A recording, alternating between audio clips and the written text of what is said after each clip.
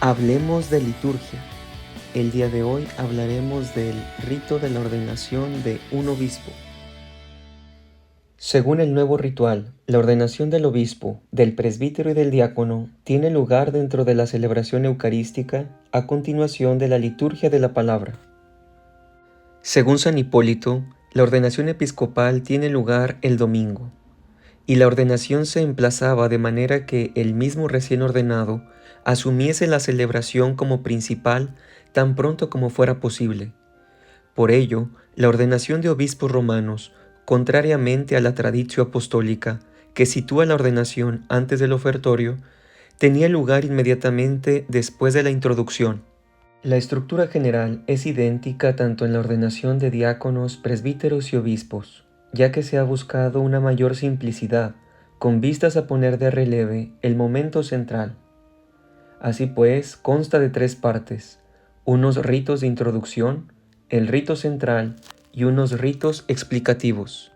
Los ritos de introducción, que constan de la llamada y presentación del candidato, su elección, la alocución del obispo, el diálogo entre éste y el candidato, y las letanías de los santos, expresan la vinculación del ministerio con la comunidad cristiana a cuyo servicio se destina. Proclamado el Evangelio, la iglesia local, por medio de uno de sus presbíteros, pide al obispo ordenante principal que ordene al elegido. Tras la presentación del candidato, tiene lugar la lectura del mandato apostólico, como constatación que es de la solicitud de la ordenación, en cuya ejecución también participa el pueblo siendo interrogado. Sigue constituyendo una pequeña remembranza de la elección canónica del clero, al igual que la aclamación de la comunidad con el "Demos gracias a Dios". La Iglesia de Monterrey pide que ordenes como obispo a Monseñor José Eugenio Delgado. ¿Tienes el mandato apostólico? Sí lo tengo. Ten la bondad de leerlo.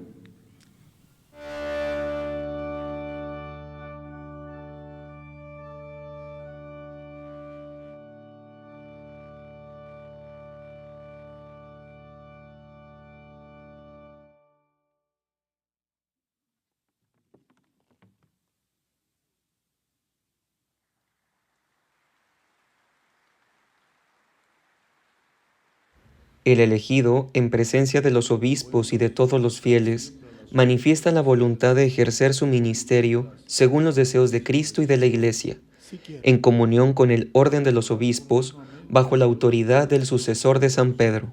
En favor del pueblo santo y ejercer de manera irreprochable las funciones del sumo sacerdocio. Sí quiero, con la ayuda de la gracia de Dios. Enseguida tienen lugar las letanías de los santos, donde todos imploran la gracia de Dios en favor del elegido.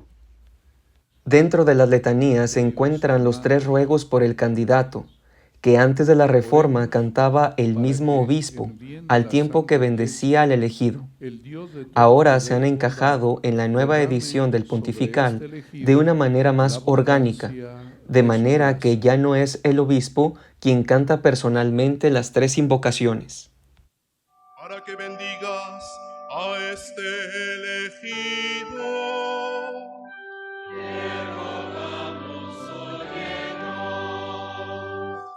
Para que bendigas y santifiques a este elegido.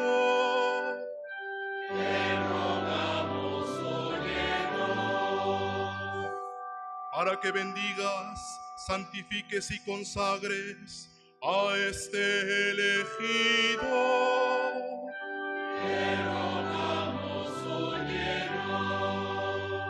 A continuación tiene lugar el rito central, el cual lo constituye la imposición de las manos en silencio y la oración consecratoria que le sigue. Por la imposición de las manos de los obispos y la plegaria de ordenación, se le confiere al elegido el don del Espíritu Santo para su función episcopal. Como novedad, en la ordenación episcopal imponen las manos todos los obispos presentes. ya que siguiendo la disposición del Concilio de Nicea de que al menos 3 obispos tuviesen que participar en la imposición de manos, da testimonio de que la costumbre de la imposición de manos de todos los obispos presentes en la ordenación episcopal había dejado de practicarse.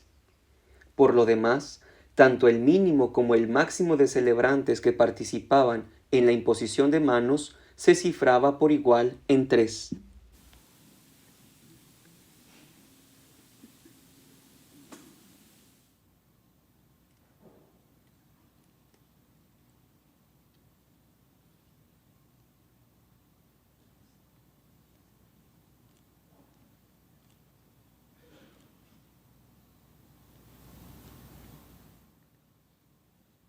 En el capítulo 8 de las Constituciones Apostólicas que, influenciadas por Hipólito, aparecen en Siria en torno al 380, se atestigua por primera vez que en la ordenación de obispos, 2 diáconos le colocan al candidato un evangeliario sobre la cabeza.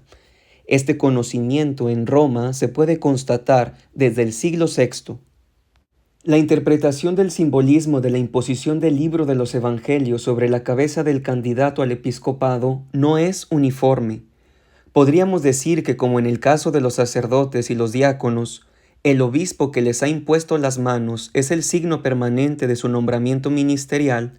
Así, en el caso del obispo, cuyos ministros consagrantes no permanecen presentes, el evangeliario es el recuerdo continuamente presente en la recepción del Espíritu en la celebración de la ordenación.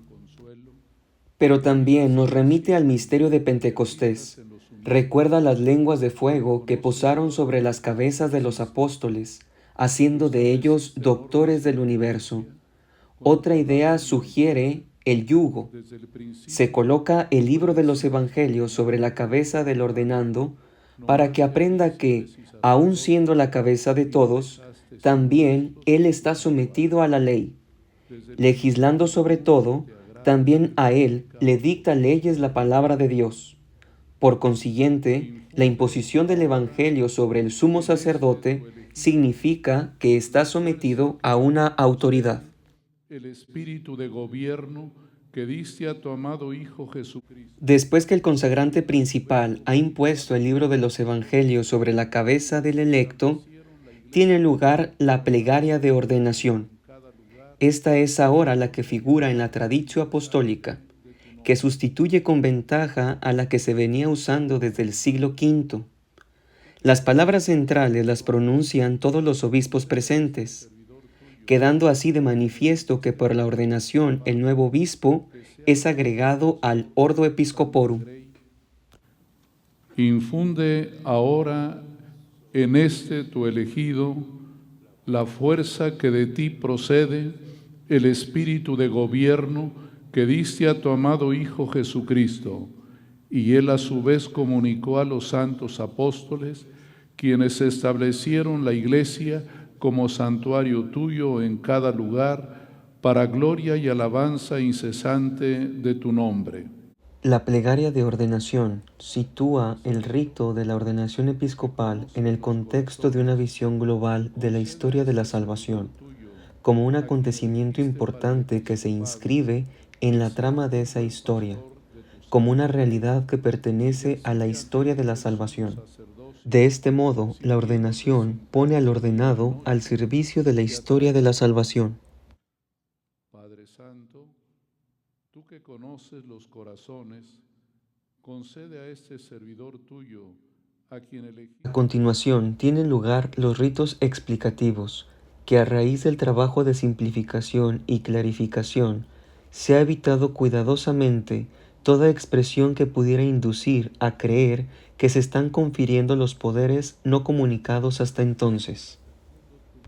Luego de la plegaria de ordenación, tiene lugar la unción con el Santo Crisma. Antes de que las unciones hicieran su aparición en la ordenación de obispos y presbíteros, ya los santos padres hablaban en sentido figurado de la untio sacerdotum. Al compararla con la unción de sacerdotes y reyes en el Antiguo Testamento, afirmaban la superioridad del sacerdocio nuevo, porque ahora ya no es el aceite material, sino el propio Espíritu Santo el que unge interiormente a los ministros de la Iglesia. Partícipe del sumo sacerdocio de Cristo, derrame sobre ti el bálsamo de la unción santa y con su bendición, haga fecundo tu ministerio. El nuevo ritual de Pablo VI recalca y explicita mejor la idea de que la ordenación configura al obispo y al presbítero con Jesucristo, sumo sacerdote, a quien el Padre ungió con la fuerza del Espíritu Santo. Los ritos peculiares con que concluye la ordenación de un obispo, la entrega del libro de los Evangelios, la imposición del anillo y de la mitra, la entrega del báculo y la entronización en la cátedra, describen plásticamente la situación del obispo respecto de su iglesia, como esposo, jefe, pastor y doctor. La entrega del evangeliario en manos del ordenado declara como función principal del obispo la predicación fiel de la palabra de Dios. La entrega del anillo expresa la fidelidad del obispo a la iglesia, esposa de Dios. La imposición de la mitra refleja el deseo de alcanzar la santidad, y por la entrega del báculo pastoral se expresa la función de regir la iglesia que se le ha confiado. Recibe el Evangelio y anuncia la palabra de Dios con sabiduría y perseverancia. Recibe este anillo, signo de fidelidad, y protege fielmente a la Iglesia, esposa santa de Dios. Recibe la mitra, brilla en ti el resplandor de la santidad, para que cuando aparezca el príncipe de los pastores, merezcas recibir la corona de gloria que no se marchita.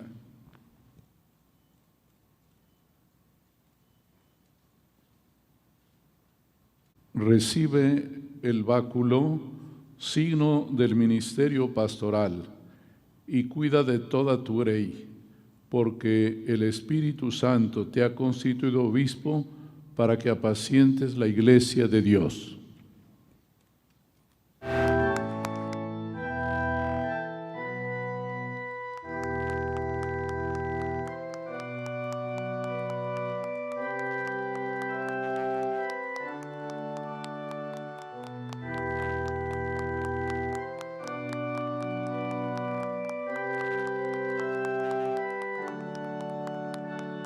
Finalmente se tiene el beso de la paz, con el que el ordenado recibe del obispo ordenante principal y de todos los obispos como un sello a su acogida en el colegio episcopal.